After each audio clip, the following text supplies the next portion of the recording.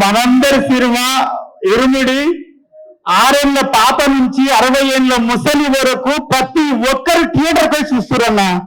ఎవరన్నా మా ఇంటి పక్కన రామ్లక్ ఉంటుంది, ముసలాని మా పోరడు అన్నాడు, నాయనమ్మ 4 రోజులు అయితే ఫోన్లు వస్తాయి చూడొచ్చు అంటే, అరే బాడక అది సినిమా ఆ థియేటర్ లో చూసే సినిమానంట, ఫోన్లలో చూడొద్దంట, థియేటర్ లో చూసే సినిమానంట అని ఒక ముసలామన్నా, ఒక 55 ఏళ్ళ ముసలాన్ని ఆ మాట అంటుంది. ఆమె కూడా థియేటర్ లో చూడాలనుకుంటుందంటే మన సినిమా ఎంత గొప్ప సినిమా అన్నా, ఎంత గొప్ప కథ అన్నా.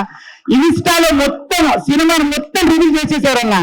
అయినా సరే ఏ ఒక్కరు కూడా ఎంత రివ్యూలు అయినా సరే ప్రతి ఒక్కరు సినిమాని థియేటర్లోనే చూడాలి, సినిమాని థియేటర్లోనే చూడాలి అన్నా. నిజంగా చెప్తున్నా, అప్పుడెప్పుడో ఒసే రాములమ్మ సినిమాలో ఒసే రాములమ్మ సినిమాకి మా ఊర్లో లైన్లు కట్టి ఆడ మొగ అమ్మ నాయనమ్మ పిల్లలందరూ వెళ్ళేది. మొన్న చూసినన్నా ఏ సినిమా అయినా షాద్నగర్ లో ఒకటే థియేటర్లు వేస్తారు, 3 థియేటర్లో 4 రోజులు హౌస్ఫుల్ ఉంది. ఇప్పటికి టికెట్లు లేవు, అందరు నాకు కాల్ చేస్తున్నారు, అరే నువ్వు చేయొచ్చు కదా, నువ్వు పెట్టు, అరే నాయన అది అట్లా ఉండేది అయ్యా, అందులో బుక్ చేసుకోవాలని చెప్పుకుంటున్నా. అంత గొప్ప సినిమా. ఇంకోటి సార్, మీకు నేను నా భార్య నా పిల్లలు నేను సచ్చే వరకు శివనిర్వాణ సార్ని మర్చిపోతే నేను మనిషినే కాదు. ఎందుకంటే నేను ఒక 18 ఏళ్ళ ఇండస్ట్రీకి వచ్చి ఒక 12 ఏళ్ల నుంచి ఒక లేడీ గెటప్ లో బతుకుతున్నా.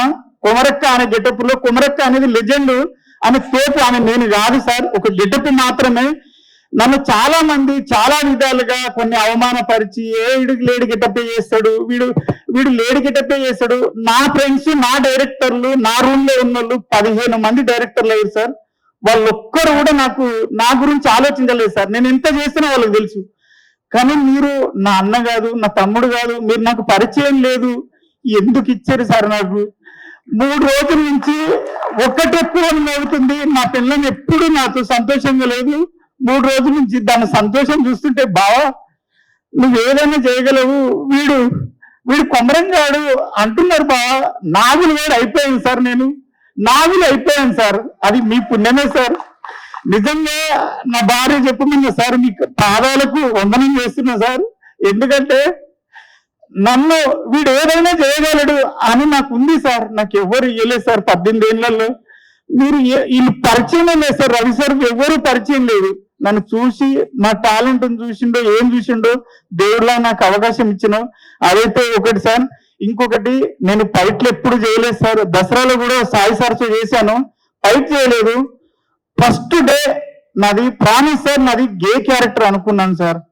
నన్ను ఒక లేడీ గెటప్ వేసుకొని పిలుస్తున్నాడు అంటే ఏదో గే క్యారెక్టర్ ఏదో అనుకున్నాను. కానీ వచ్చి సార్ నాకు రెడ్ షర్ట్ వేసి గెటప్ వేసి నువ్వు రవి సార్ గల్లబట్టి కొట్టాలంటే ప్యాక్ అయినాయి సార్. నా తోటి కాలే సార్, నిజం సార్, నా తోటి కాలే. అప్పుడు ఆడొక బూత్ మాట ఉంటుంది, సార్ అన్నాడు, అందరూ అన్నాడు, అమ్మ నీ కాలముక్త సార్, నేను అనలేను సార్ అన్న అంటే ఏం లేదు అందరూ అన్నాడు. సార్ మీరు వచ్చేటప్పటికే నేను చెమటలతో తడిసిపోయినా సార్. మీరు అనుకున్నారు ఆ స్ప్రే కొట్టారేమో అనుకున్నారు సార్. కానీ అప్పటికే నేను మిమ్మల్ని చూసి తడిసిపోయాను సార్ అప్పటికే. కానీ గల్లబట్టి కొట్టిన ఆ ట్రైలర్ లో ఉంటది, సినిమా చూసిర్రు, అది సింగిల్ టేక్ లో ఓకే అయింది, హ్యాపీ ఫీల్ అయినా. తర్వాత ఫైట్ జరుగుతుంది. నేను 42 సినిమాలు చేశాను సార్, ఏ హీరో కూడా నాకు ఇంత కంఫర్ట్ ఇవ్వలేదు సార్. మీరు ప్రతి దగ్గర ఏం చెప్తున్నారంటే, అరే చూసుకున్నావా ఓకేనా ఫైట్, ఓకేనా సార్. నేను అంత అద్భుతంగా ఫైట్ చేయడం ఏంటి సార్? ఎన్ని ప్రొడక్షన్ హౌస్ నుంచి నాకు ఫోన్లు వచ్చినాయి సార్. 3 days లోనే ఒక 7 ప్రొడక్షన్ హౌస్ నుంచి నాకు కాల్స్ వచ్చినాయి సార్. ఒరే మీరు నాగులు వేయడం ఇంత కుమరకంటే మేము నమ్ముతలేం రా నాయన, మతి పోతుందిరా నాయన అని. అదంతా మీరు ఇచ్చిన ఇదే సార్. ఆది కూడా సార్, మీ ఫైటరు ఆదినారాయణ మీ గురించి చెప్పి చాలా సపోర్ట్ చేసిండు.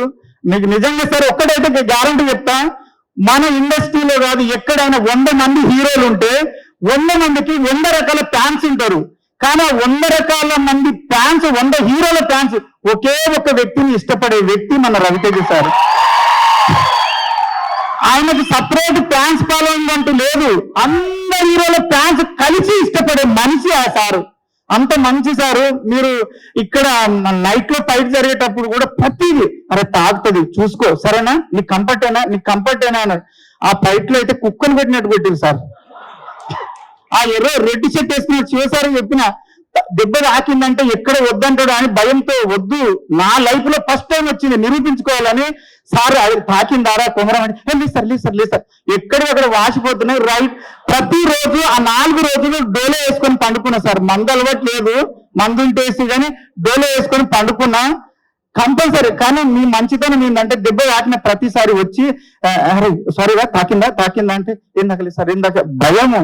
కానీ నా జీవితంలో మర్చిపోలేని క్యారెక్టరు, నేను బతుకున్నంత కాలం దీనివల్ల నేను బతుకుతా అని భరోసా ఇచ్చిన క్యారెక్టరు మీకు సాయన్నకి. సాయన్న ఎక్కడున్నా గంటలు మీటింగ్ పెట్టి ఒక దగ్గర కూర్చొని మాట్లాడి మంచి చెడులు చెప్పే మంచి పెద్ద మంచి అన్న. థ్యాంక్ యూ వల్లి గారికి, మన కోడాకి సురేష్ అన్నకి, ప్రతి ఒక్కరికి 24 క్రాప్ లో పనిచేసిన ప్రతి ఒక్కరికి, రియల్ సతీష్ మాస్టర్ కి, డిఓపి సార్ కి, ప్రతి ఒక్కరికి థ్యాంక్ యూ. ఆ టీచర్ అమ్మ నీ గురించి మా వదిన మా భార్య అందరు ఏమన్నారు అంటే తప్పు అనుకో సార్, ఉన్నట్టు చెప్తున్నా. అదేమి ఆ టీచర్ అమ్మ ఎదురు రాక్షసి ఉన్నట్టున్నది దాన్ని చంపుండ్రు అన్నారు. అంటే నీ మీద అంత కోపం వచ్చింది జనాలకి అంటే ఎంత సక్సెస్ చేశాం సార్, అసలు ఎంత సక్సెస్ చేశాం. సాయన్న ఒక్కటే డైలాగ్ అయిపోయింది.